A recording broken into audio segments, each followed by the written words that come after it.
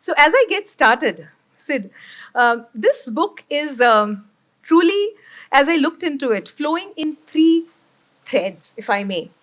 One is how the economy flowed. The second is how the business has been emerging. And the third is the flow of technology from all these domains. And as I was thinking about it, Techproof Me, a very difficult thing to kind of really tech-proof oneself. And of course, I mean, change is the only constant and so many other things about it. And I was reminded of one quote which says that there are times when you're sitting in the dark and you think you're buried, but you've been planted. So how many times have we literally refreshed ourselves, planted ourselves towards tech-proofing ourselves? So you come in from a domain which, rather, you had a career, a long one, in the tech industry, and you kind of have been in the thick of it. What was that Eureka moment that triggered you into writing this? It's on. Okay, thank you. Thank you, Irina.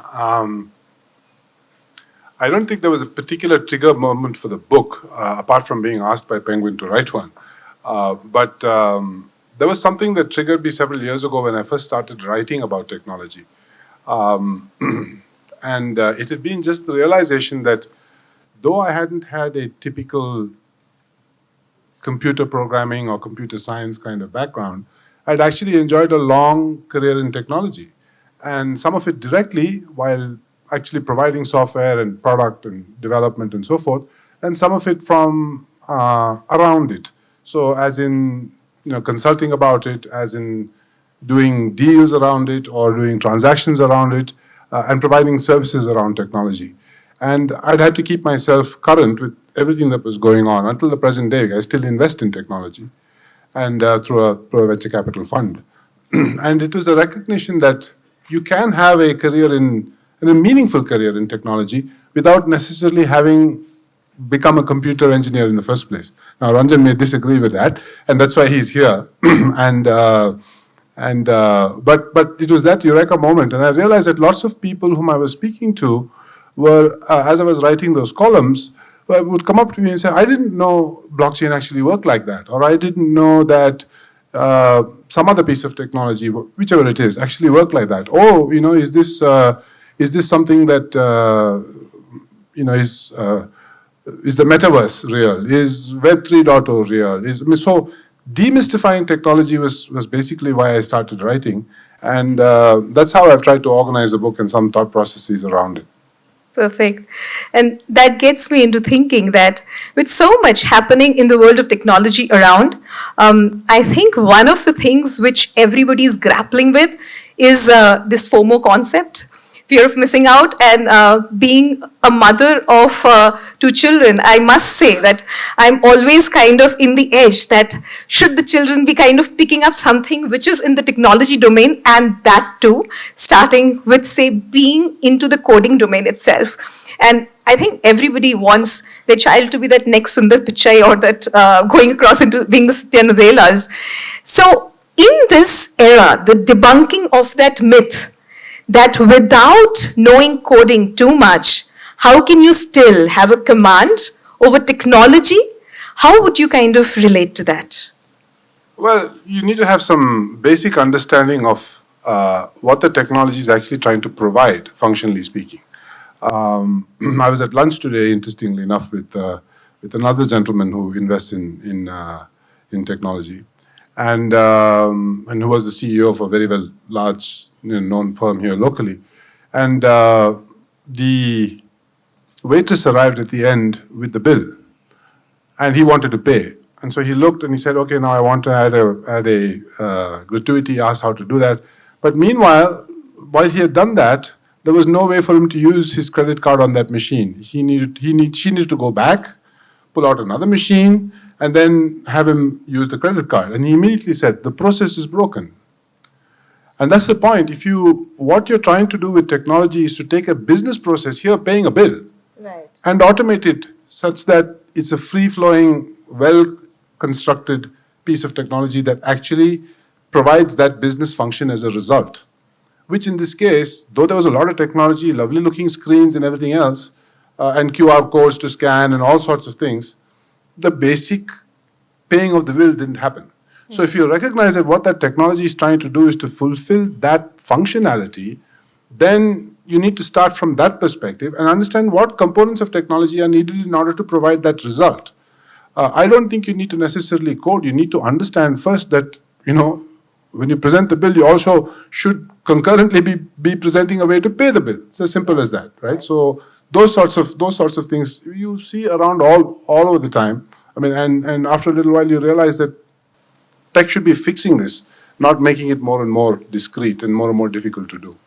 No, absolutely. And that's a very nice way of saying that it's not tech for the sake of tech, which everybody tends to jump into the bandwagon, but what is it really solving? One part that you started in the book, which really kind of grabbed my thing, that when I was doing my engineering, I frankly am an electrical engineer by designation, but I would be knowing, I guess, very, very little about what it does in the real life right now. But having said that, what it really taught me is the problem solving and analytical skills, which has lived with me through ever. One of the things that you talked about was the thinking construct, which is possibly the cornerstone in how you look at the application of tech towards what it can solve. Why don't you tell us a little more about it?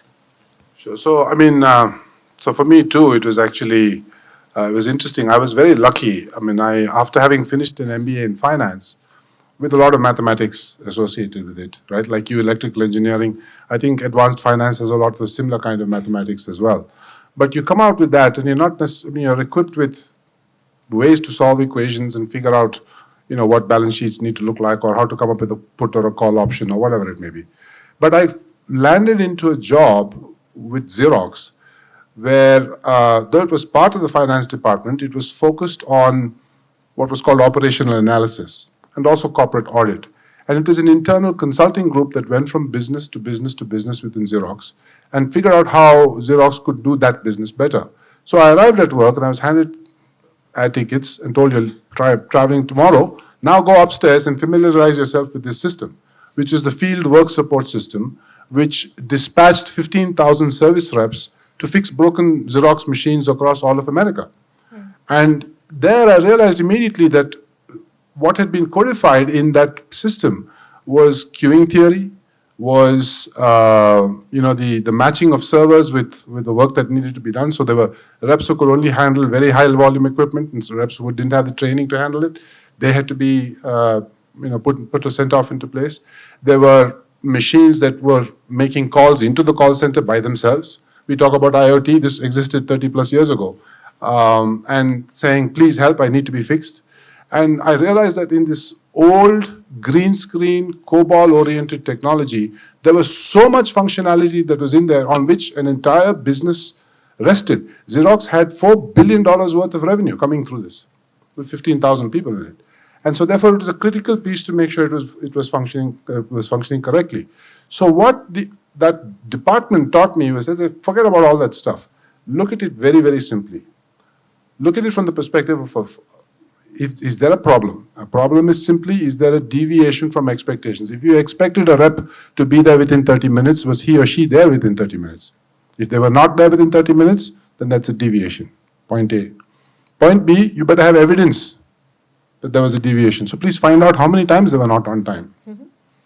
Then find out what the cause is. Did they not get the call on time? Did they not call in on time?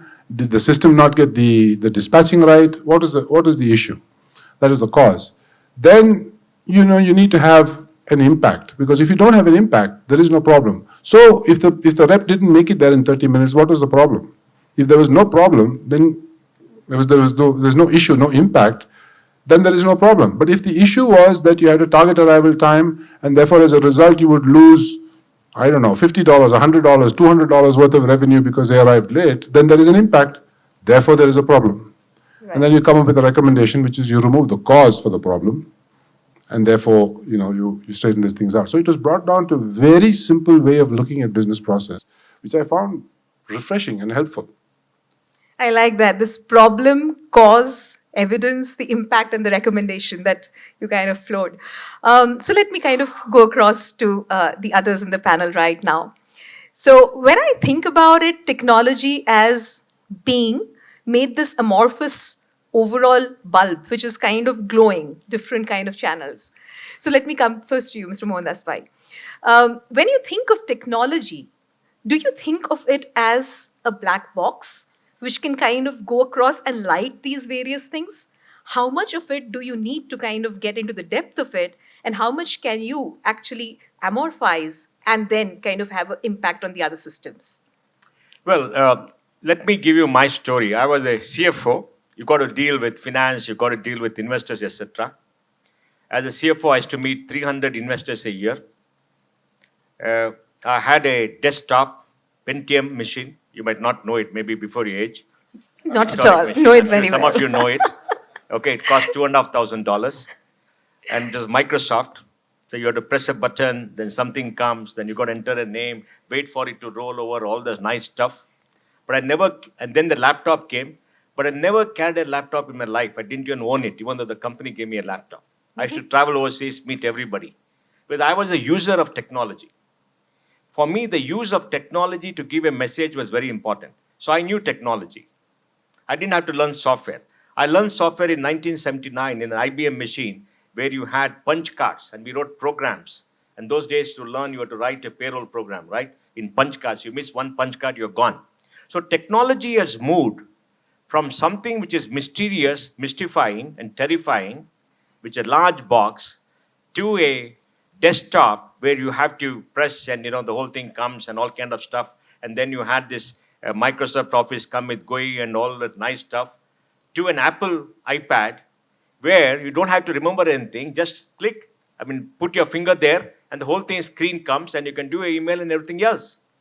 Now, why am I saying this? Sid's book is very important for a reason that you said. Today, whole of technology is focused on the user. Technology started as something of a black box to be done by techies for others who were in the back office. Then it started coming to a desktop where Gates had the vision that a desktop on every desk, right?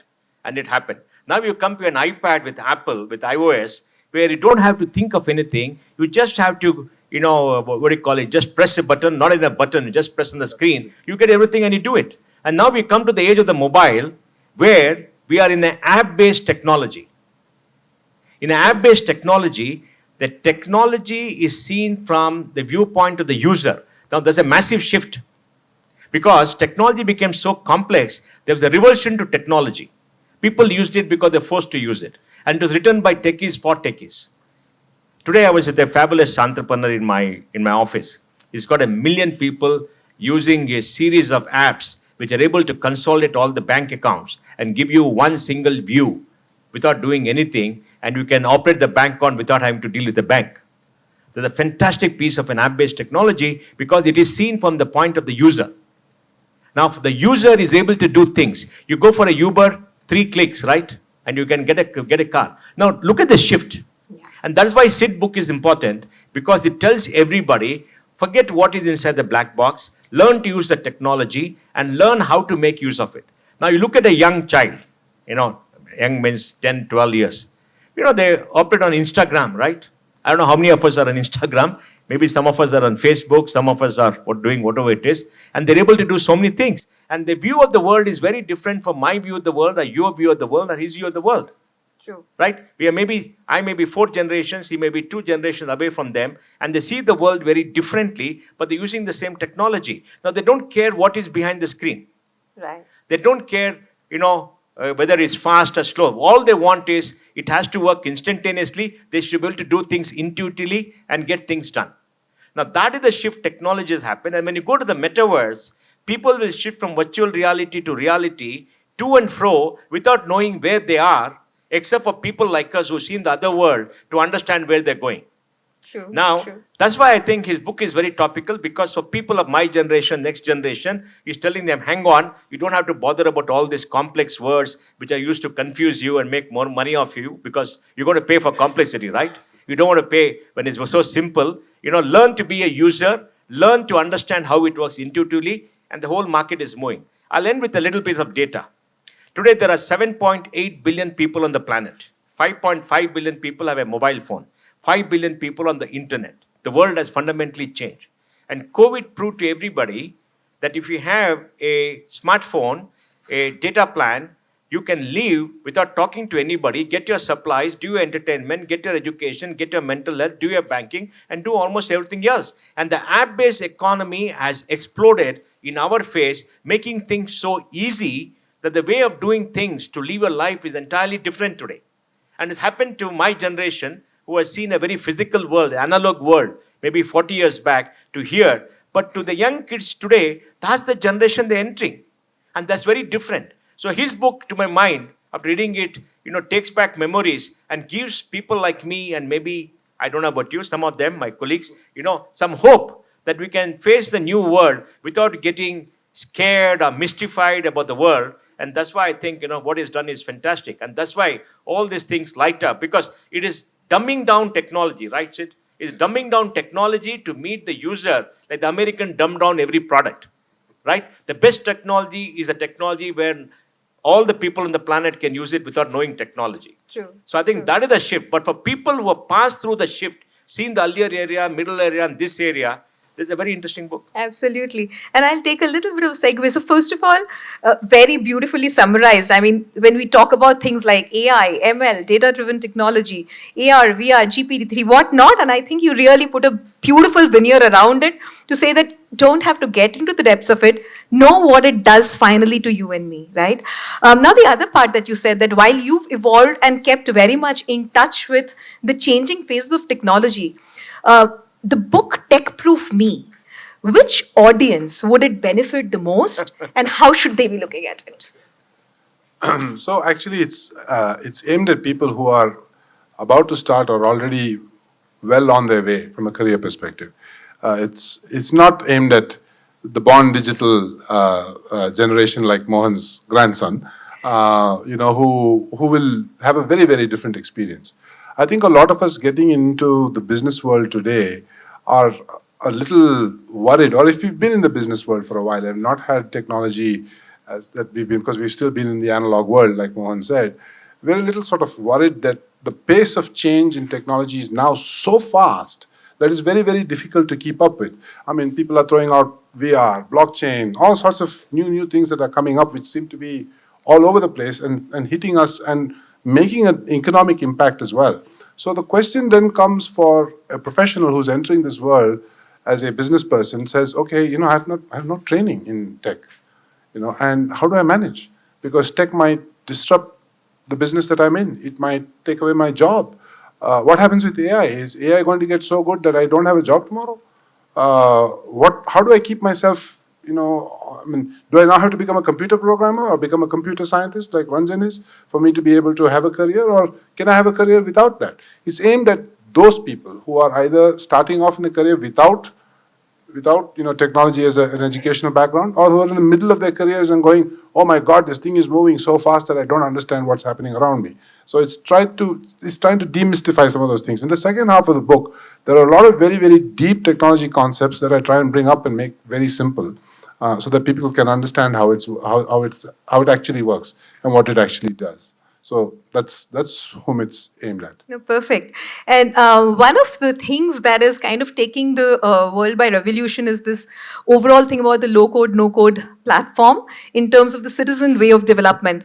And I must cite that when this came across, what it truly does is that you do not need to be a coder to create processes which are aiming towards automation. And you'll be surprised that we were talking to one of the largest public sector bank in India, mind you, public sector, where you will be thinking that the rate of technology adoption could be the slowest.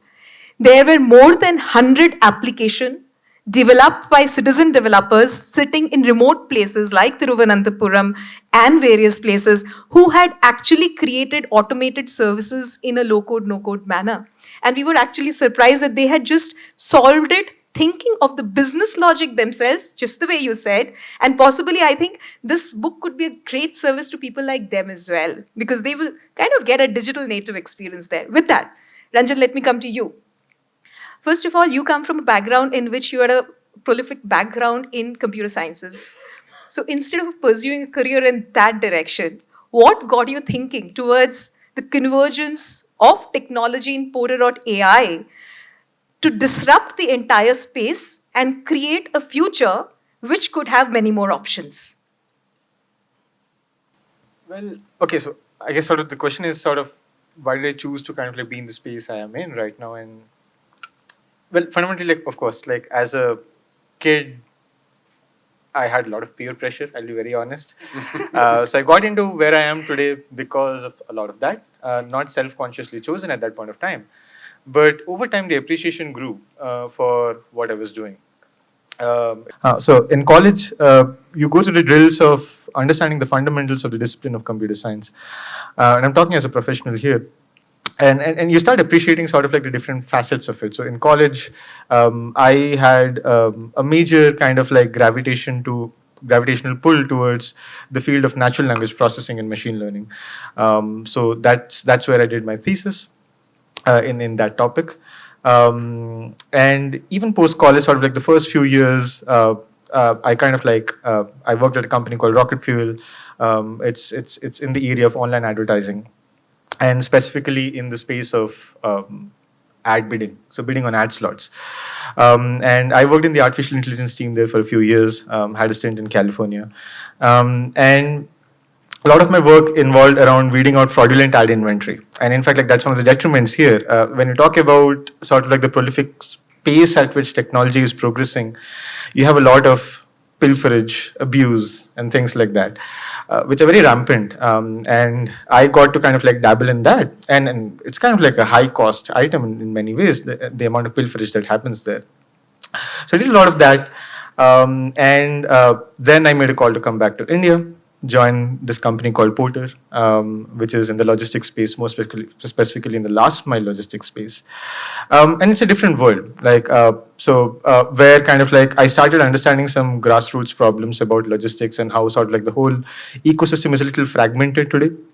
And how kind of like technology can bring in that kind of disruption.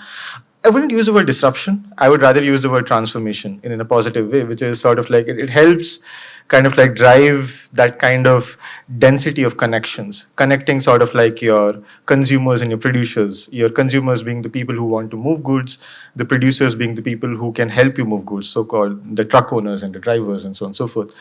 And that space was pretty fascinating. And again, kind of like appreciated the whole ecosystem's value.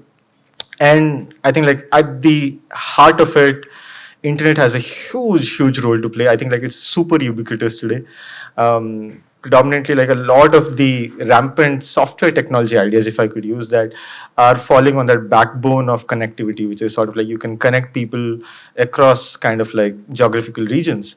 And that's pretty much what Porter does. It helps kind of like drivers and kind of like consumers get connected.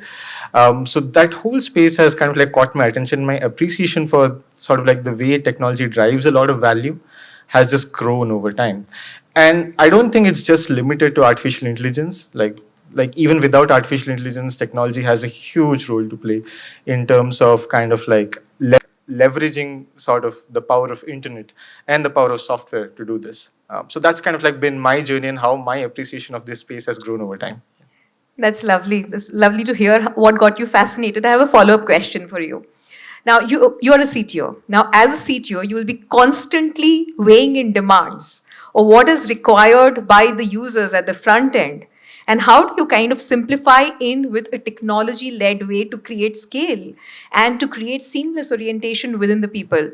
So how do you kind of weigh in this and how do you kind of ensure that people are solving for the business need with a technology orientation?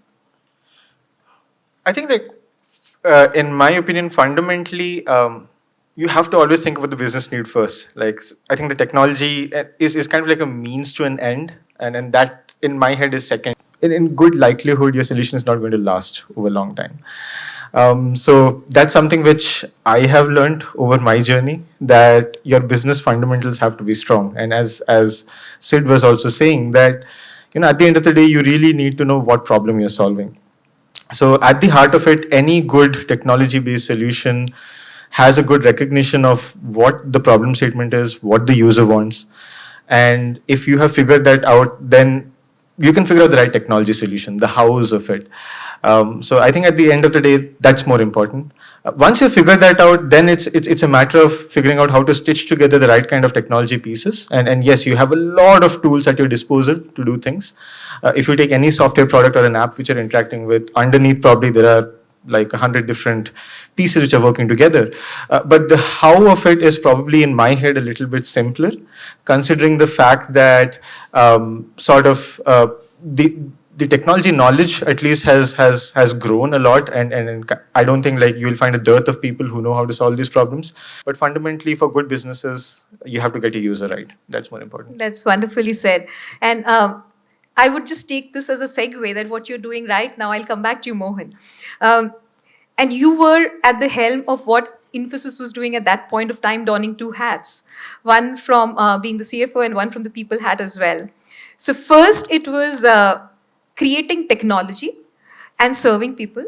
And then it was evolving that into a factory-led way of servicing the world when India was actually becoming watched out for becoming the global superpower. How did you see that evolution and the overall journey in terms of this transformation? Well, I think the transformation happened primarily because the explosion of personal devices that came through the desktop. Because it was an era when you went from a mainframe to an AS400 to a Pentium machine. And the Pentium machine was the big change. And it was unbelievable because everybody could have something on the desk, they could communicate, they were part of the network, and then came the internet 10 years later with America Online and all the nice stuff, right? But it's taken 30 years, all right? So let's not, it's been very complex, it's taken 30 years to bring the world to what it is. So when we saw this explosion, it was a great opportunity for people to serve the world by writing code and providing technology. But it all started as helping businesses become more efficient. That means businesses working in a particular way, you help business automate and help them do things much better. And then came the process of using data and other kind of programs to make them compete and fight the battle for market domination better because you had one single database. Now that has morphed into looking at the consumer to be a user and not the people in the enterprise to be users. Now that's a very important mobile shift, and that could only happen with a mobile device. Because once you had a desktop or a laptop, you got to carry the laptop, it's very clunky, ran on Microsoft, it's very, very clunky and everything else. Then came Apple, and Apple changed the world and how we interact, and exactly it demystified technology. And today we are living in an app-based economy where everything is focused on what we are. So I think India has served the world to make this transformation, and India is the only country in the world which can handle legacy from Fortran to COBOL to C++ to Python or whatever thing these people use today, and use AI and everything else. Because without India, the world wouldn't be where it is today. Let's be very clear. The world wouldn't be. So we see this fascinating journey in this country. That's true. And now, somebody was telling me, talking about apps, and they asked me from the UK, oh, do you have apps in India? I said, every kid in every street writes apps in Bangalore. So what is the big deal? I mean, look, everybody writes apps today on something, right? Kids write app, right? It's very easy to write an app, and they use the app, and we got an app-based economy, and that is morphing. Now look forward maybe 5-7 years. Now when you look forward 5-7 years, what do you see? You see humanoids come into being. You see robots come into being who will have the face and expression of a humanoid and react to us as if there's as an individual, reacting to you, thinking like you, because the enormous amount of data and pattern recognition can get that humanoid to behave exactly like you in many of the things. And the level of automation where things become autonomous. Now that's the world that we are going to enter into. And that's happening in Bangalore in an extremely big way. And we're going to see the impact of that in the US first, not here, because the local conditions don't allow that. And once you see that, then you understand the real impact of technology. And that's why, for a lot of people who have seen this massive shift in a short period of time, you see, human beings cannot handle change. Right. We used to tell people, that why India has been successful in coding, because when people join the industry at 21, in your life you can learn 3 new languages, not more than Right. that. The average workforce in the US was 45 years. Here's a 21-year-old kid who can beat the hell out of them because they're so smart, they can do so many things, and they can be trained. Once you're 30, 35, you can't be trained anymore. Right. Right? So we are coming to the stage with a fast pace where the mystery of technology could overwhelm people once again. So we are seeing the change. India is making the change happen. And that's why I think that the conversation should now shift from technology and what is inside the black box to see consumers and consumer behavior and how consumer can be helped to do it. The UPI is a fantastic thing. Right. Absolutely. Right? And True. Arogya Setu is fantastic, Yeah. right? Yeah. And all the things have come. Now with UPI, 1.3 billion people can transfer money. Earlier Yeah. you couldn't transfer money. Yeah. Correct? Earlier only I had to go to a techie to transfer money or go to a bank counter, tell them and they transfer money because they can work on the technology. But today on an ordinary device I can transfer money. Now that is the shift that has happened, and that I think is very important. True, for us and to that's the understand. thing about what you're doing for the customer's customer. Correct. Right? Yeah. So actually, I address this in the book. I mean, I talk about a few different things. You talked about economy and economics there. One of the critical theories that actually came out was given to us by a man called Ronald Coase, who was, I think, one of the youngest winners of the Nobel Prize, a mathematician, British guy, who, of course, veered off into economics. He gave us several years ago something called the theory of the firm. And the idea was that the firm itself is simply a nexus of contracts. So the nexus meaning a meeting point. So if you're, say for instance, you want to buy a car, you would be in a situation where if you didn't have a nexus of contracts like say a Ford or a GM or a Toyota to go to, what you would do is you would have to have contracts with the man who was making the tires, contracts with the man who was making the pistons, contracts with the firm that, well, not with the person who was making the suspension, the seats, the body. You get the idea. And it's impossible for customers to interact efficiently with so many suppliers to just get themselves a car. So enter a Ford Motor Company, which simply became a nexus of those contracts. They had the contracts. They were the meeting point of the contracts for all the suppliers. And by the way, all the buyers. So therefore, you use that nexus of contracts in order to efficiently deliver the product or the service that we're talking about. Some of the change we're seeing today is that nexus, as Mohan was talking about, is actually getting exploded because people like Ranjan here are disrupting firms or old systems that used to depend on this nexus of contracts. Now you can have a 1:1 discussion so I don't need to go to an agent in a forwarding firm for me to be able to get a load and decide that I'm going to move from Indira Nagar in Bangalore to, I don't know, KR Puram or Whitefield or wherever. All I need to go is to go to Porter because he will put them all together. Yeah. And this nexus of contracts that used to exist in this outmoded fashion, well, I'm saying it's not outmoded, it's still very much, the existent fashion, but can be outmoded. And this is where the opportunity is for new startups, new technologies to come in that take that nexus of contracts and blow it up into different types of ways. So there's a lot of thought actually that is deeply, I mean, it seems simple for people like us to say, oh yeah, of course that's true, yeah, that's a nexus of contracts. But the reason why Ronald Coase got the Nobel Prize is he's the first person who thought about it. So right? So therefore, and this business of going back, this democratizing, so to speak, of how one uses technology, to Mohan's point, is also one of the things that I try to bring out in the book. Right? Absolutely. Let me add one point. I think it's important because I won't take off from where it is. You see, 250 years ago, something happened which changed the world. It's important for us to understand because something is changing our world. That was the invention of the steam engine. Till then, China, India were the richest economies in the world because they had the largest number of skilled people. They were exporters.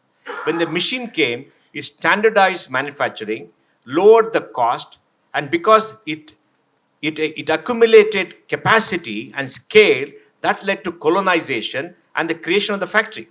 And the creation of the factory made the requirement of a global supply chain to reach consumers globally. Right. So you had a factory, you had a supply chain, and people who control the supply chain, control the factory, rule the world. And that led to colonization, etc. And that is the rise of Europe. Now, 15 years ago, A new phenomena came, which we're all going to be either winners or victors or victims. And that's the rise of the internet. Now, what is the internet? The internet is a platform where 7.8 billion people can interact with each other synchronously or asynchronously through an app-based technology and the cheap mobile plan in an unbelievable manner. All the accumulated knowledge of humankind is there. Rich videos are there. You can interact with people, get your views, you can get your supplies, you can sell to anybody in the world. You don't require the supply chain, you don't require the intermediary, you don't require anything else. People are pushing the products. You and I have got empowered. You can sell your services to anybody around the world in the gig economy because there's the internet. It works 24 into 7. Now, the implication of that is all the existing players who ran the world and control the world in the world economy are going to get disrupted because bright people like him are writing code and apps using artificial intelligence to simplify and lower the cost and accelerate the force of innovation. So the costs are going to come down, availability of goods and services are going to come down, new ways of reaching are going to come down, and that is going to lead to an explosion of content and democratization because you can't shut a country down. True. Remember earlier when you had a coup in a country, what did they do? They went and took the TV station or the radio station and broadcaster, right? And shut the airport because they didn't want information to go. Now information is available on the web. Everything is available on the web. Now, what does it mean for you and me? Absolutely. Right? And See. that gets me to another very interesting point. You're talking about that it's such an evident thing, right? Everybody should be following the but bandwagon. unbelievable. And brings me to you, Ranjan. Everybody is in that bandwagon, however, there's a crunch. So when you're looking for talent, I just want to get your perspective that everybody knows that it's such a big imperative. The risk of not getting tech proofed. So everybody is getting tech proofed. What is the situation that you see of talent in the market? How are you kind of seeing people coming across to you? Is it easy? It's not easy. So sort of like my take on this is, first of all, the rate at which kind of like technology is evolving and the application of it, I think it's happening at a breakneck pace. So what I mean by that is sort of like every month you have 1,000 different kind of like new ideas and companies which are coming into the fore, which are trying to use this basic fundamental idea that, if I could again speak in terms of software technology because that's my domain, basic idea of like how can I use the internet for my aid and sort of like to solve a fundamental need which is out there. So I feel that the rate at which the technology is growing, the supply is lagging behind. If I could speak about the talent who can kind of like build that software. So personally, I feel that there is a dearth. What is on the upside though, what is happening is it is forcing a certain kind of like, it's opening up new avenues of supply. Like previously, if kind of like your top companies were targeting a certain kind of audience who could kind of like build that kind of software, I think right now that is going a lot more deeper. So I can kind of like say that a lot of states, a lot of colleges are now kind of like furnishing that kind of talent which is required for this problem. So on the upside, I think the supply is trying to catch up with that, which means that you're able to solve more problems per unit time at the end of the day. So while it is a challenge, there are upsides too. Absolutely. And then let me switch gears now, Sid. Actually, one is people who are kind of getting into their first career option, whatever, what do they choose? The second is people who are already in the mainstream. And I think about the workplace as a kind of an orchestra. Each of us are playing different kinds of roles as an orchestra. Sometimes we will be the conductor, but sometimes I might be the third guitarist or the ninth flautist, but I have to play all those roles to be a part of the overall whole of the organization. You kind of brought out a great analogy in terms of the roles people play, and depending on that, how do they get an affinity towards how can they tech-proof themselves? Why don't you talk a little about that? So again, I tried to simplify it. I mean, I think Einstein is the one who said, make things simple, but not simpler. So I tried to stop at the simple level. So basically, the way I looked at it was in examining certainly what I've done through my own career, as well as others, whom I've worked with over the years, or consulted to, or seen in action like Mohan or Ranjan, or you for that matter, right? there are 4 distinct roles from a technology perspective that people can play, right? Or using technology for those 4 roles. So the first is as a soldier, right? And the first and most important thing for a soldier to understand is for him to realize, or for her to realize, that though they may be actually working at something that's at a very detailed level, they're actually doing something that is for the common good. So to understand how what they're doing at this level of detail impacts the common good. You know, there's the old story of a stone cutter, where, you know, if you ask one, he says, I'm cutting stone. The other one says, no, I'm building that palace. So have the ability to have the common good in mind and understand how it's going to affect the entire enterprise. So that's the soldier. Then you have an originator who comes up with ideas. This is a difficult role to play because you have to learn and cross-pollinate from different industries. Now, for instance, Ranjan talked about the fact that he was using AI for app bidding. Think about that. Actually, there are firms that help you to bid for that 30-second spot on YouTube. And there are firms that are bidding. Coca-Cola is bidding versus Pepsi based upon how much one particular YouTuber is getting in terms of views at that point in time. It's a real-time decision being made. He was working for something like that. Today, he has taken that technology and tried to use it in a logistics area. So you have to have that ability to take either technology or that business functionality and cross-pollinate it either into technology or from business into technology. That's a difficult role to play. And then you have, I'm going to go SOLE because it's easy to remember, right? So then you have the leader. And the leader actually is somebody who may have been a soldier at some point, or may have been an originator at some point. But a leader basically is somebody who says, listen, I can set a vision, and I can, as you to use your terms, orchestrate the organization in order to achieve that vision and move my organization and clients down or customers down into that direction.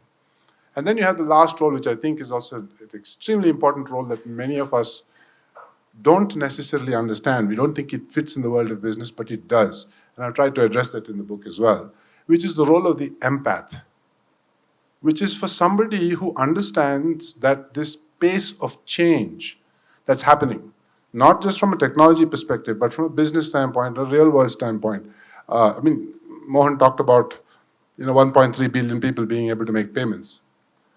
That's fine. But the question is, how about the people who are 65 or 70 years old and don't quite understand it, right? There is probably an intergenerational learning that needs to happen. Or you need to have an empathic person who understands what that technology is doing to the next person within the organization or in their families or in society, and has the ability to use that empathy to good effect.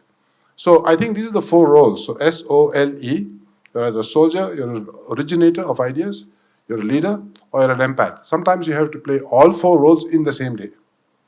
And so therefore, that's why I've tried to categorize the last part of the book based on these 4 roles. These are just technology areas for anybody who's playing one of those 4 roles, or maybe all those 4 roles, to simply sit and think about it. I mean, if you read the book, you should be able to read just a couple of pages, say, let me see what it means to be a soldier today. Read a couple of pages, you'll get some idea. And put it down and come back to it later and probably read it from the perspective of a leader. That's the... Very beautifully summarized. As a segue from there, I have a follow-up question to both of you. How and in what manner, on an ongoing basis, it's not tech-proofing yourselves because you all are tech-proofed. Do you look at the future, see the signals, and see what to pick up and how to kind of keep yourself refreshed? Ranjan, you first, or anybody. Look, my perspective is different from his. Okay, he's a deep techie. Okay, he understands things. Probably is curious what is in the black box. I'm not curious. Now, look, I as an individual have certain needs. I'm going to search and use apps to meet my needs.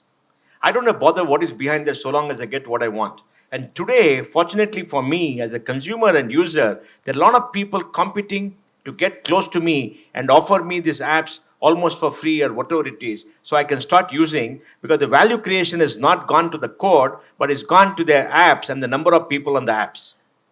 You understand the change? Yeah. I think that is significant from the point of view of the user. Now, the power has gone away from him, who used to write that beautiful code, to me as a user. And once the power comes to me, the money which is going into the business to get great techies is going to feed into me to subsidize me and a lot of us to come into the new world. So today I think we are past the stage when we have to worry about so many things that we worried about earlier. How to get trained, how to use this, what are the steps, remember that password, remember this for all this thing, to come to something where you can easily use it because it's so intuitive and you can remember. And that's the age of the super app. Now suppose there's a super app which contains all my information. So I use password or whatever it is, I use my iRetina and I can get in. And that app helps me do everything. Why am I bothered what happens behind that? Right. And that's what everybody's trying, right? Even True. brilliant people like him will say, I want to give an app to you which you can do everything that you want to do for a whole life and forget about that. Then I own you. And because I own you with that app, you can, I'm going to make a lot of money or do something stupendous. You understand? Absolutely. And that is where the world is coming to today. So the need to understand technology, the need to get educated, the need to get trained, the need to get things is changing. The last point I'll make. Imagine you are a student. You have to go through 10 years of schooling, 4 years of college education, read some 100 books, listen to boring lectures. You don't have to do all that. All you have to learn is to search. All the answers are there. Why listen to boring lectures? Play all the while. True. But what you have to know is to become a problem solver, Yes. because all that is fed to you was data and information and not, knowledge. Correct. Knowledge is the use of that information. Application, So yes. coming to that era when all the thing is gone and the whole view of life is changed. Now, are we ready for that? And that's only happened because of 30 years of technology. So many brilliant people building the building blocks of technology, and so many millions of people contributing to the greater common good in putting up all that information technology available for morons like me. Now, we have entered the age of the moron. I'm sorry to use the bad word. I'm giving myself the title of a moron because what do I want as a user, an ordinary Joe? I want to use it and I want my That's life true. to be better. Now I can use it without knowing what is inside the back box. The power has gone from him to me, and that's why, this is important. What do you have to say now? First of all, I agree with him completely. Apart from that, no, not the moron part. The other points, but sort of while there are a few things which I kind of like try to be wary about in the future, for the future. One of the things which comes to my mind is the potential abuse which happens when you're using something like technology. And I think like abuse is and not necessarily in a negative connotation way. Like in many ways, kind of like the prevalence of technology is like a wildfire. There is a sense of like beautiful organic development of it, but it's sort of like there's an uncontrolledness of it as well, which needs to be really kept in mind. So, and then I think like Sid has covered it in his books as well, in the book as well, which is things like data privacy and these are like very difficult things. Like while sort of like all the things which technology is doing is great, it's kind of like spreading in a haphazard manner, and you need to be really careful about it. And I think fundamentally there is a lack of good enough knowledge penetration about this topic. And I think if people wield this with some amount of ignorance, it will hurt. So I think like it's more important that people get educated about the other aspects of things so that the abuse is kind of like controlled and sort of like the negatives are brought down. So for me, it's kind of like making sure that I'm well educated and people around me are well educated. Very yeah. nicely put. Be consciously aware of what is coming along and then make a choice. That's what you're kind of saying. As a continuation of that question, Sid, for you, one of the problems I think a lot of us grapple with is we ourselves falling into this emotional hijack. Do I know enough? And you talked about the chatter in the mind. How do you kind of battle yourself out of it and ensure that you're kind of falling into a positive spin and not getting subject to a negative spiral? The answer to that actually will probably fill several books of scripture. But anyway, let me try and get to it as a because I did make a sort of haphazard attempt. But let me I guess talk about something that I've learned over the years is something that's extremely important. You know, the truth is we all have voices in our heads.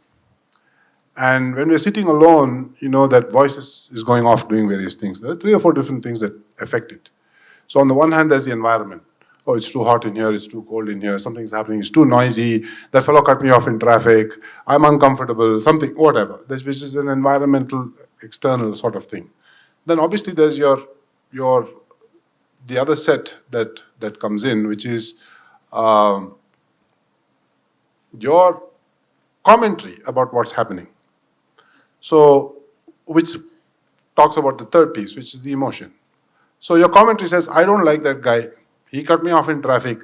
He did this, he did that. I want to get ahead of him in line. This sort of thing is going on. The problem is, we're going on and on and on talking to ourselves.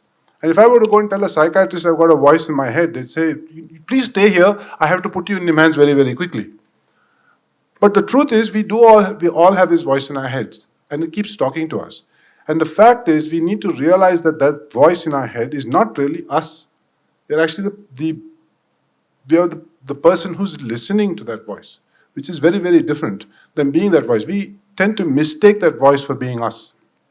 And the moment we can figure that out and create some space where between that voice and the receiver of that voice, there you begin to have clarity. Then you don't get emotionally hijacked. Then you don't get into a situation where you're upset about something happening outside. You just accept it, then you decide how you want to deal with it, and you respond to it rather than reacting to it. The moment you have reacted to something, you've actually lost. Whereas if you're responding to it with a little bit of space between the stimulus and your response, then it can be a thought through and codified, to use one of his terms, a thought through codified response to that particular situation or that particular stimulus, which is that much more compelling and much, much more problem solving for you as an individual. So that is something I sort of try and get into the book. But like I said, it'll take volumes and volumes to be able to cover that effectively. But a little bit of reflection on that, I think, is important for all of us. Lovely, lovely. And I think lots of takeaways all of us had from the overall mantra that you've tried to put together here, that the world of technology is evolving at a pace that is not unfounded. It will be following something like Moore's law in the times to come. How we adapt ourselves to it, how we hit as many hit refresh moments and adapt ourselves in these changing times will define clearly who we are. So with that, let me come to a quick round of a rapid fire question. Are all of you ready? Okay, so question number 1 to you, Mohan. If you were not doing this role, profession, where you are, where would you be? Well, I'll be sitting in a resort and looking at the sea and having a nice drink and doing nothing. Ranjan, what about you? If I was not doing, okay, I'll not give a verbose answer to this, but I'm a man of many passions, if I could use that. I kind of like have a creative itch from time to time. My job allows me to be very creative, but I have a passion in music, I have a passion in styling. So these are some things where I feel that and I can go beyond my hobby. So if I was not doing my current job, I would probably see some value in some of these creative sides of me. Lovely. Sid? So, like Ranjan, I have lots of interests, but to be honest with you, the one thing that, on reflection, that I would have done differently is that I would have entered into a profession of service to humanity, in some way, shape, or form. I mean it. My parents were doctors, and I saw it in front of my eyes. I knew exactly what they were doing. I have seen men in the army, men in the police. I have significant amount of respect for, because at the end of the day, they have the ability to put somebody else's good ahead of their own good. To be honest with you, I don't have that capability because I wasn't trained that way from a business perspective or from an education standpoint. I never had this mindset about what can I do for the other person. The mindset has always been, what do I get out of this? And if I could have changed that, if there's one thing I could change, I would have changed that decision. and gotten into some kind of a profession where I could have been of service. Lovely. Nice hearing to all the different perspectives. Switching gears, if you were in the metaverse, if we were all meeting up in the metaverse today, what would your avatar be donning? Either as a personality or as an accessory, what will be your identity that could be a differentiator? Anybody can go ahead first. Go ahead. Wow, identity in the metaverse?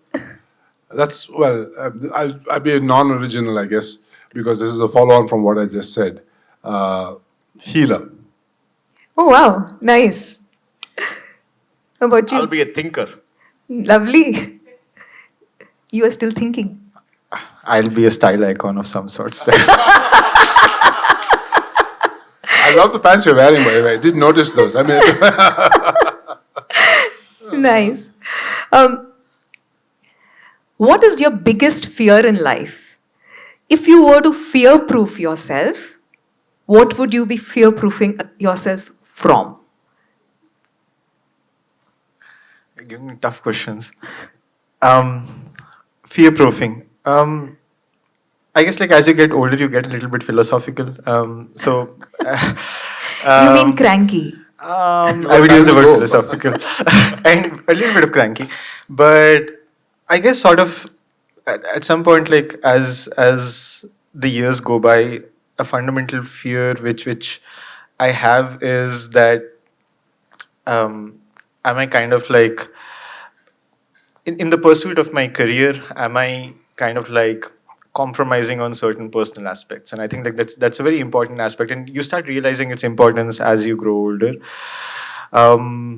Good that I'm being aware, but it's also something which I'm afraid of, that okay, hey, Got listen, it. I need to really balance these things out, because at the end of the day they all go hand in hand, and I would love a really good personal life as well. Yeah. Lovely, lovely.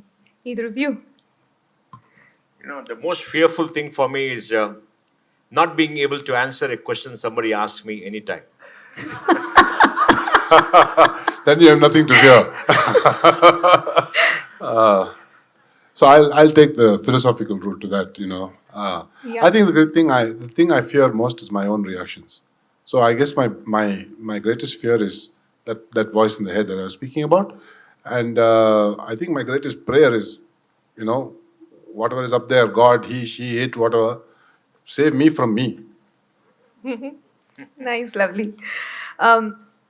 Your favorite quote or your favorite book or your favorite movie? Any of these? Okay. I'll go with a quote. Like this is something which I stumbled upon, like I think like 4-5 years back, and I just loved it. It's something which I abide by. So it says, and it's told by kind of like another programmer, and he says, "I'm not a great programmer, but I'm a good programmer with great habits." And I think like that's something which I completely resonate with. You don't have to be really great at something. It's okay if you're good enough, and it takes a lot of discipline to kind of like achieve great amounts of success. So that's a mantra which I live Very, by. very well said. Well, I observe the financial markets, so I'll have a quote. Fools rush in where angels fear to tread.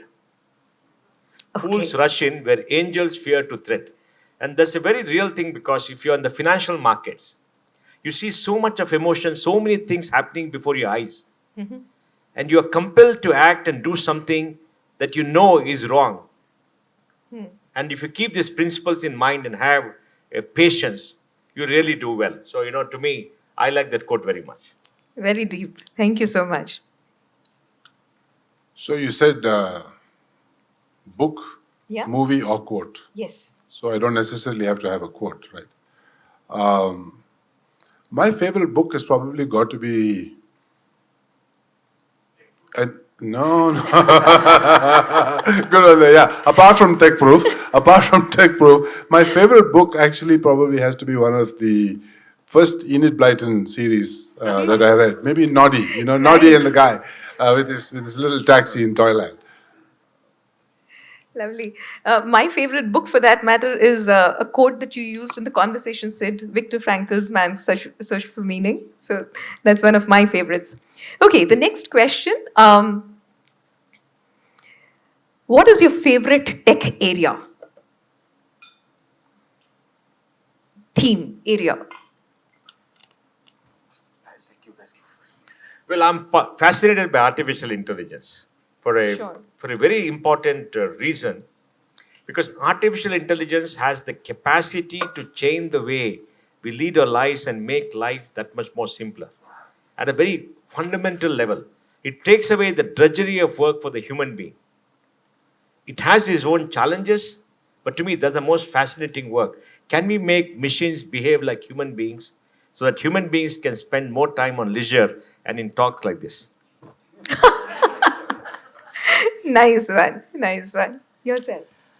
Um, I kind of like resonate with Mohan. Like I am kind of like drawn to the world of artificial intelligence. But if I could kind of like uh, deviate a little bit from that, I think the whole advent of simplifying technology, like and the journey it's going through, it's pretty fascinating. I think Mohan was giving an example where like probably like 40 years back, it was extremely difficult and skill intensive to write a piece of code, and that has become a lot easier now because of the fact that you have added layers of simple abstractions which make it very very easy for people to write complex applications. So I think that kind of a revolution which technology is going through, where you have these simplified abstractions coming in, and AI has a great role to play, but AI doesn't have the only role to play in that. You talked about low code, no code tools and other things. I am very drawn to that segment of things because it's truly, truly empowering, and it allows a lot more people to make use of the technology. No, very true. And it makes for a much more inclusive world, right? Yourself. Okay, so I'll answer this question if I can ask you the same question, to answer the same question, right? I actually worked for one of the first artificial intelligence firms on the planet, which was set up by Herbert Simon Raj Reddy from Carnegie Mellon University 30 years ago, and after Xerox. And I learned a heck of a lot there. And to be honest with you, in today's AI, I don't see anything different than what was done 30 years ago. Because the mathematics is the same, the inferences are the same, the patterns are the same. All we have now is more data and more computing power to take that mathematics that we had already figured out and just come up with the answers a little bit better, right? So I don't really find AI that fascinating. What I find fascinating actually now is this advent now, I don't understand it completely, that's why I'm fascinated by it, is this advent of Web 3.0. And how the blockchain can be used for use cases outside of Bitcoin and cryptocurrency and DeFi and those sorts of things. When you take that out, is there really a use case for democratizing the internet again, where where all of us can own our information and freely transact with one another without having Ma Google or Papa Microsoft or the Aya Amazon taking over what we're doing at that point in time. So I'm fascinated by whether that will actually prove And to the be answer worthwhile. to that, the way I think about it, is that we are seeing very much that becoming a general use case for a lot of corporates itself right now. There are a lot of use cases we're coming across for people to make it real by saying that when you think about BFSI, how can I ensure that customers are interacting with me in a manner? We are talking about the convergence of three things actually: Web 3.0, blockchain, or whatever you call it as the underlying technology, and the metaverse or mixed reality, right? How can I ensure that the customers kind of get a level of experience which is friction free, right? In, say, a manufacturing world, how can I put across areas of remote assist, very relevant to my customers? In the world of education, how can I make the experiential learning for people very ubiquitous? It breaks across barriers of affordability. I would say it's very much here. Whether we can democratize it with agility is the question in my mind. Okay, so that brings me to the last question. If you had one wish of a problem that technology can solve, what could that be? Reversing climate change. Lovely. These are really deep questions, Silas. This falls in Sid's domain. No, I was going to, but he stole my thunder. But I was going to say Bangalore traffic. Or for that matter, Chennai traffic, but it was yesterday or anywhere else. Good one. Chennai is as bad. So the traffic problem. Good one. Okay. For me, I think I feel education is like super empowering, and how we can kind of like leverage technology to kind of educate a lot of people at scale, and I think this is something which is closer to my heart. And that's why I find the edtech space a little bit, and I should have probably called that out when I was saying which sectors am I looking out for. But I think making education a lot more mass medium than it is today, quality education at that, that's something which No, I would echo that too. And I was also thinking I would possibly dream of a world which is a lot more equitable by the scale and reach that technology can provide possibly. Okay, with that, let's open it up to audience questions. Thanks for the lovely discussion. It was very informative and interesting. My question is for Sid. You spoke about the soul, where it is a soldier or originator or leader and this thing. Is this concept, is it based on this Varnashrama? Exactly, you are reflecting the Varnashrama. So, soldier is a Shudra, originator is a Brahmin, and leader is a Kshatriya, and Nipatra is a Vaishya. Certainly no, sir. That's the first time the thought ever occurred to me when I heard it from you. So that I can emphatically answer. The answer is no. But But it I reflects also the same thing, right? So no, both but I are also same. maybe I do see what you're talking about. There are 4 different roles. I don't know where the empath fits in with the Varnashrama, but we'll or the originator for that matter.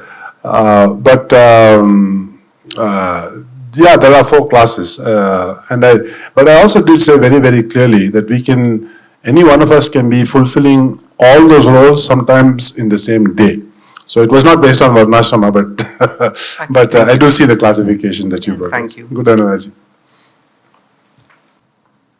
Hi, good evening. Fascinating discussion. Thank you very much for that.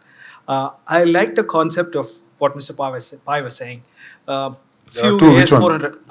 Mr. Mohandas. They're not related, by the way. Mohandas. Though he named his son after me, but anyway. The senior Pai. All right. So he talked about a few AS400s and then like maybe a billion PCs. And then we talked about 6 billion phones. And then maybe we're going to have 100 billion devices happening through IoT and things like that, which is basically opening up the opportunity further, which basically gives more optimism for us in the days ahead. So how does India tech-proof itself? For India to tech-proof, we need Panam. Our biggest shortage is capital. That's why we have to work for others, right? If we had the kind of capital the United States has, that China has, we'll be ruling the world. We have possibly the 2nd largest number of tech talent in the world. And we're going to have the largest by 2030. Bangalore has the largest tech talent of 2.1 million people for any city in the world, more than Silicon Valley itself. But what we lack is not technology. We lack money for one, great R&D. We don't have enough money for R&D, so our universities are starved. Second, to fund innovation. There's so many innovative young people coming with ideas. We don't have the money. And third, we don't have the building blocks to make those technologies really work. And the building blocks has to be the ecosystem. And the ecosystem has to be very productive. For example, we don't have a fab to have the chips because we have 275,000 people in Bangalore who are chip testers and designers. We don't have a fab. So I think that's the biggest lack for India, lack of capital. It's great to be here. Thank you so much for holding this. I just have one question. So we talk about how tech can solve almost all problems, right? But one of the main issues that the world faces is that people don't understand each other, right? And that's where most of the conflicts comes out. Is there a way tech can solve it? Yeah. Do you think? Yeah. No, I'm going to make a controversial statement. Social media. I'll tell you why. Social media is where you can take out your angst, your anger, and everything in front of everybody and tell everybody what you think on most issues which was suppressed within you. And my experience has been, over a period of time, human beings become better because you've taken it out. In that earlier era before tech, you couldn't take it out. It is bubbling within you. You had so many views. It could be crazy. It could be hate. It could be anything that you call. But once you take it out over a period of time, you have a channel to express yourself. Then over a period of time, everybody gets subdued. That's my experience in my personal life. And I think that's why tech can do that. Second, tech can enable you to get all the things that you lacked. For example, knowledge. Knowledge was in books. He read more books than me, so he became a professor. Now I can get all the information, all the knowledge, everything I want on the internet for free. Look at that beautiful benefit. Right? Everybody is leveled the field. Tech has changed the world. And third, all the goods and services I want at a cost lower than earlier is available. Earlier is not available. Now sitting in Bangalore, you can get whatever you want depending on the money that you have and everything, and do it instantaneously. And communicating with people. Today, just imagine, you can call up anybody, do a video at no cost with anybody around the world at any point of time, 24/7. Now look at all these benefits of tech. Correct? Because you don't appreciate it maybe because you've taken it for granted. Now, if you've been born 40 years ago and you've grown up with a rotary phone, remember making a trunk call to somebody, or you've gone to the US like Sid did, and they probably had more money. So, you wait for 1 year to make a phone call home, call up your mama, and cry, and 3 minutes later the call is over and you call next year, like one of our classmates who went to Nashville 40 years ago did. You will understand where we are is unbelievable. That's what tech is doing. I will agree with you, but I will differ a little on this one. I think that tech can bridge the social capital, but it cannot build the last mile. So you can create the platform, you can do everything to understand the sentiments, I can know you, I can do everything, but I cannot build the last mile. That part of the last social capital, I think we still need that human personal connection or interface. Thank you so much. That's very interesting. Actually, I just sort of have a small thing to add to that. I agree with what both of them said. But I think that at the end of the day, the human-to-human touch is not something that tech can ever replicate. Yeah. And, if I come out there and I shake your hand, it's a very, very different feeling. And if I look you in the eye and have a discussion with you, and this may sound esoteric and funny and so on and so forth, but we partake of each other's energy, so to speak, or personal spaces, which you can't do when you're cut off by a phone or by a even if it's a video call. Seeing somebody in person is that much more effective than through any mode of technology. When you're a doctor and you go and just hold the patient's hand and say, "Don't worry, you'll get better," that actually has a much more effect than you would know than just prescribing something across the phone. So I think there are things that human to human touch that tech will never be able to do. Young man falling in love. It's an unbelievable experience. It shakes up your life, changes your life, and you can't do it with tech. Of course, I don't know where you go to fall in love with people or meet people. I don't know what you do, but that emotion of falling in love. Yeah. Thank you so much. Good evening. My question is, do you think we should be afraid of certain technology parts that are being developed? And if so, which ones that could fall into the wrong hands you are afraid are going to be used in nefarious ways? Technology always can be abused and can fall into bad ways. For example, we are scared of the nuclear bomb falling into the hand of terrorists, right? We are scared of all our data falling into the use of certain elements who can do something. We are scared of Facebook using all our data through Cambridge Analytica to control our minds by sending us messages, right? The key thing is technology has a plus and minus. The plus are far more, but we need young techies like him to worry about the misuse and create those weapons which can prevent the misuse.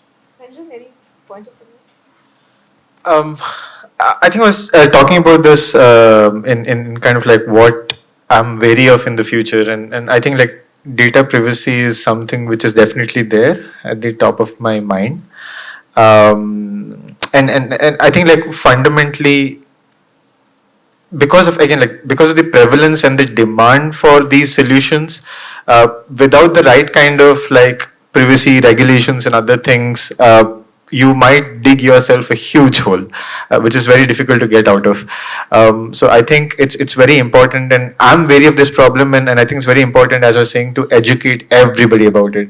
It's very easy to build a product, and you might realize much later that you have dug yourself a very big hole. Yeah. I think just to add to what you said, that whenever you build a technology, you have to be responsible for what you're building up. AI itself, it can lend itself to so many biases, right? It can lend itself to various kinds of data discrepancies which can throw you off things, right? How do you kind of ensure that you are holding yourself accountable and not the technology accountable for what the technology does? I think that's the way we should think about it. I think, to be honest, it's exploitation. And I talk about it here too. I mean, the start of this industrial revolution that Mohan was talking about earlier on made a huge change once the steam engine came in and manufacturing came in and so on and so forth. But there's a man called Frederick Taylor, who came up with these time and motion studies to make sure that, factory workers were taking the exact amount of time that they needed to do for a particular task, and therefore not giving them any room to breathe, so to speak. And unfortunately, I see a lot of that Taylorism in a lot of the new economy that's tech-driven. For instance, Uber or Ola or Dunzo or any one of these things. I think most of those drivers are being exploited significantly because there is an algorithm that's out there that's holding them to standards of performance which is not possible, and continually coming with a point where they're getting squeezed down in how much money they make. These are poor people coming in from the villages with the hope that they can make some money in our cities. And the truth, and it's not only in India, it's happening across the globe. And I think tech is being used to exploit such people. And we need regulation there. We need the ability to stop that. Tech is not going to solve that. It's a big social problem that it's creating. Thank you.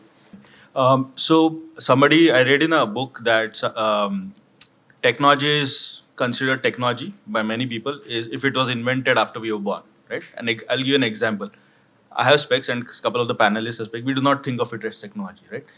So my question is, if we were to look 50 years in the future and this panel were to happen, would this be in the metaverse? Would we have bionic implants, or would we even be around?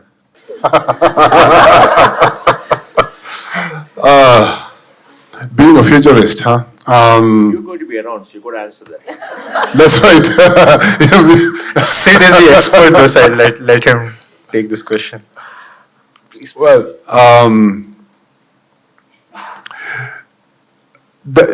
a futurist would probably say, I mean, there are two views of it. One would be a sort of dismal view which says that, we would have all obliterated ourselves long before 50 years from now because of the various things that we have at our command. But I have a little bit more hope in humanity than that. I think that we will end up having more such tools that will make our lives easier, and as Mohan touched on, I think will hopefully overall give us more leisure. So that, as you said, technology allowed us to see. There were certain things that happened. Yeah, when cars were invented, the buggy whip maker went out of business. But it didn't mean that he or she didn't learn something new, and it doesn't mean that cars didn't give us conveniences which horses didn't. And so therefore we will have more and more conveniences that come to us through technology, whether it's the kind of technology we've been speaking about or just fixing myopia, right? Which is Anthony von Leeuwenhoek, if I'm not mistaken. And so therefore, we will have such things as we take it forward over a period of time. And I think we will just have a better world. I'm a believer in the goodness of humanity. I think we will have a better world 50 years from now. You know what? Marriages have started happening in Metaverse, but would you want your child to get married in the Metaverse? Right? You will still want that overall emotional drama and everything to happen somewhere. So maybe it could always be an option of this panel happening there. But when you ask that question, Sid got stumped a little. You will not be able to see that reaction. So maybe you'll still want it here. So let me make one prediction. By 2050, each one of us will have a robo or a humanoid who is going to do all the work, earn money for us, and we can spend a life of great leisure.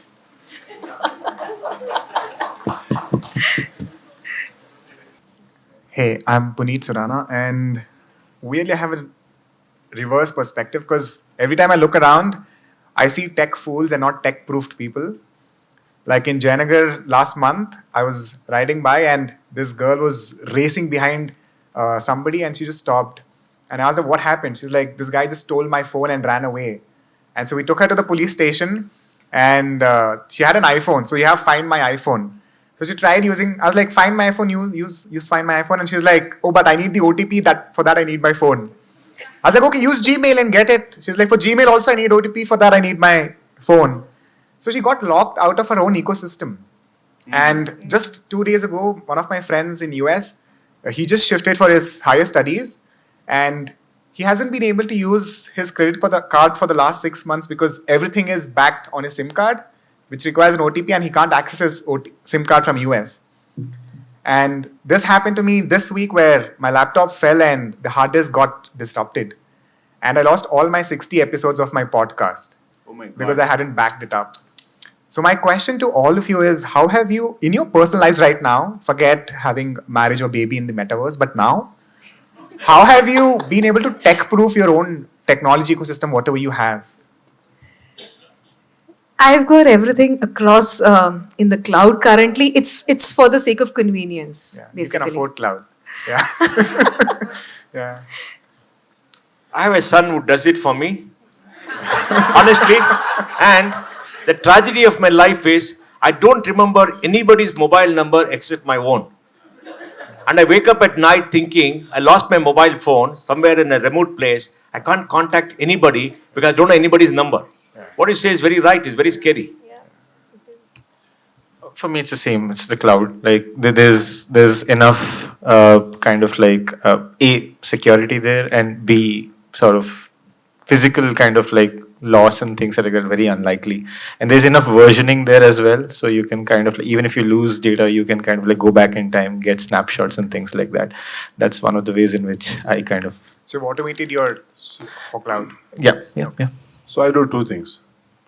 One, obviously the cloud, like both of them said, but I force myself to learn new technologies and to shift between one and the other. So therefore, I shift from, and of course now I guess there are two, and the third also from a non-mobile perspective, which is Microsoft. I force myself onto the Google ecosystem. I force myself onto the Apple ecosystem. I get myself a new Google phone and then fumble with it for a long time and then come back to the Apple. And then I get myself a PC, use that for a while, then I use a Chromebook for a while, then I use a Mac for a while. Because if I don't keep myself current in that fashion, I think I won't be at least user tech proof. So those are the two things, the web and this constant moving from one to the other. So you compare it to what? So you compare the two technologies, and how do you tech proof? I keep myself trained so that I can move from one to the other, right? So I've got Google backup, I've got Microsoft backup, I've got Apple backup. Sid, why complicated? Like, what is simple? Reduce your dependence on everything, make it simple. That's the only way tech proof, right? You're going to complicate. I got Microsoft, I got Google. No, I got that's a Facebook, personal I got question. this, No, I got that's a cloud, personal I got question. this, everything. Tell us how to make life simple. No, That's a tech kitchari. give it to your son. The other Siddharth. Good evening, everyone, and thank you so much for this insightful session. Siddharth, you mentioned about the voice insight. I was just thinking, how could we use tech to understand ourselves? Because it's very important we understand ourselves before we understand others. So is there a possibility we could use tech or AI? We work on Converse AI, we work on sentiment analysis, but how could we possibly work on that voice inside and understand ourselves? See, this falls in a realm of, if you take everything else out, it falls in the realm of mental health, right? And I think there's limits to what tech can do as far as mental health is concerned. You can certainly degrade it, okay? Like the madman in Texas day before yesterday. So you can certainly degrade it. I don't think, I mean, when COVID came up, people started having counseling sessions, those sorts of things with other people trying to use the web. But there's a limit to how much you can apply mental health techniques across the ether, so to speak. So I think very little can be done from a tech standpoint. And I believe that we should be very careful with how far we take tech and think that we can address that very question. Okay. Good evening. My name is Devansh Agrawal, and Mr. Satapathy, you spoke about how technology needs to be used to educate people and make education accessible. So digital education is really different from sitting in a classroom and learning. And sitting behind a screen is not the same. So how would you mitigate this barrier? I don't think it's one or the other. I feel technology should be used to augment the whole experience. So even when you're talking about sort of making education accessible across the globe, there is this other aspect of physical contact which is also important. So you have to think about having a combination of both, sort of like do have augmented virtual kind of like education and training, but balance it out with the necessary physical contact and interaction, which is equally important when you're talking about education. And the idea would be to how do you build such infrastructure even in kind of like the third world countries and the fourth world countries. That would be important as well. I would just add on to that saying that access is the fundamental thing that technology solves. Think about India itself. Access to technology in the remotest part. I've interacted with a lot of students who are coming from there. They are supremely bright because they now have it on their mobile phones rendered via 3G coming across to them. Thank you. Hi, there was a question earlier regarding the dangers of technology and it falling into the wrong hands. And the point came up about biases in AI. So I have sort of a twofold question. One is, do you think enough is being done to address these biases in India and globally? And the second is, can you ever really have an unbiased or completely bias-free ecosystem which is fully inclusive? So, yeah. So people are trying to address it. Okay, so let me specify what kind of biases people are talking about. Oh, you have face recognition technology that doesn't suit black people, for instance, or the skin color is not taken into. Let's face it, at the end of the day, bias is part of the human condition. You're not going to go away. So we can try and reduce it as much as we can in the technology world, but we also have to reduce it in the real world. The moment I see somebody, I'm making judgments, whether I like it or not. Okay, let's not call it judgments because that's a loaded word. I'm immediately categorizing that person, he or she, into X, Y, Z because I have to in order to be able to wend my way through life. So therefore, over a period of time, will I have some biases? I think definitely yes, it will come in. It's part of the human condition. So I don't think we will ever get to a point where technology will remove bias, and it's sort of it's a fallacy to think it can. I think we just need to feed in more data sets to ensure that you remove the biases. But at the end of the day, will the technology outweigh the biases which is kind of coming in? That's the judgment call that you'll have to make. You can never really eliminate bias. Maybe you can reduce it, whatever it is. When God is biased against women. It's true. So, how can you ever reduce bias? I didn't know that. So I think it's very true. So you can reduce bias by better interaction, maybe technology, but don't ever believe that you can eliminate bias. It can never happen, including AI, without technology, without anything, bias will always remain. What's it that? I agree. That's exactly what I said. Not going to go. Part of the human condition. Thank you. Just want to thank you for a very fruitful Thursday. My question is on technology and politics. Now with Aadhaar, each one of us has a unique number. So we are part of technology right now because each one of us has his code, which is you can't remove it. You can change your address, but you still have that same number. In the future, where do you think the pros and cons of this will lead to? Now look, technology is an enabler for bettering the human condition throughout history. You're living longer, you have better medicine, you have better information, is what technology has made it to be. Now, can technology be used to control you or to do something against you? The answer is yes.